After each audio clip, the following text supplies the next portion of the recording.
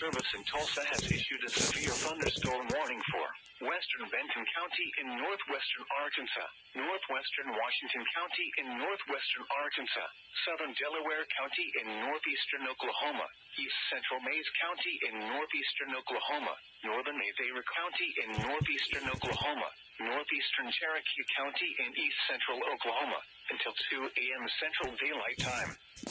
At 1:11 a.m. Central Daylight Time, severe thunderstorms were located along a line extending from near Spavinaw to 3 miles south of Leach to 2 miles south of Tahlequah, moving east at 50 miles per hour. Expected hazards include 70 miles per hour wind gusts. This is a radar-indicated threat. The following impacts are expected. Expect considerable tree damage. Damage is likely to mobile homes, roofs, and outbuildings.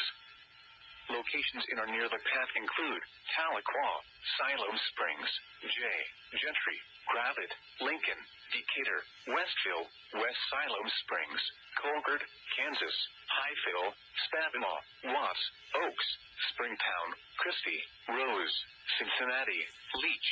For your protection, move to an interior room on the lowest floor of a building.